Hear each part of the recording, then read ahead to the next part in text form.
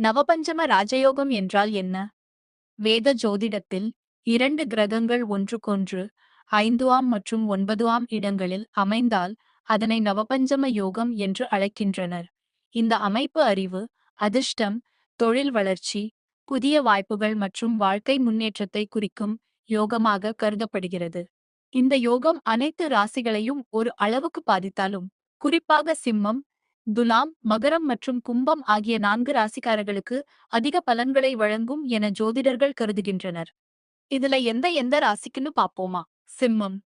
சிம்ம ராசியின் அதிபதியான சூரியனின் வலிமையால் இந்த யோகம் உங்களுக்கு சிறப்பான பலன்களை வழங்கக்கூடும். நீண்ட நாட்களாக நிலுவையில் இருந்த வேலைகள் நிறைவேறும் வாய்ப்பு உள்ளது. பணியிடத்தில் மேலதிகாரிகளின் பாராட்டும் புதிய பொறுப்புகளும் கிடைக்கலாம்.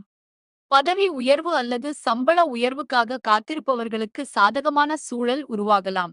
தொழிலதிபர்களுக்கு புதிய வாடிக்கையாளர்கள், லாபகரமான ஒப்பந்தங்கள் மற்றும் வருமான உயர்வு கிடைக்க வாய்ப்புள்ளது.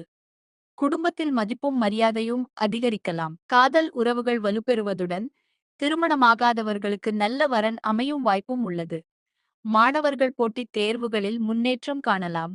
துலாம் துலாம் ராசிக்காரர்களுக்கு இந்த கிரக அமைப்பு புதிய தொடக்கங்களை உருவாக்கும் காலமாக அமையலாம். நீண்ட நாட்களாக தாமதமாக இருந்த திட்டங்கள் தற்போது நல்ல பலன்களை அளிக்கக்கூடும்.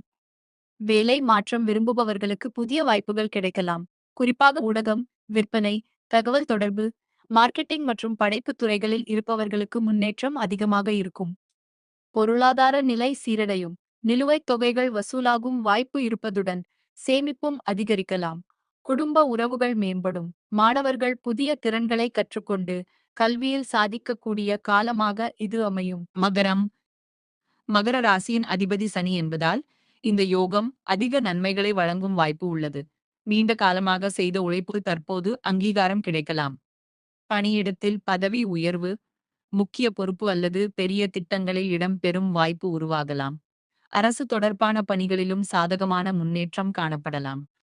தொழிலதிபர்களுக்கு பெரிய நிறுவனங்களுடன் ஒப்பந்தம் செய்வதற்கான வாய்ப்பு உருவாகலாம். பழைய முதலீடுகள் லாபம் தரக்கூடும்.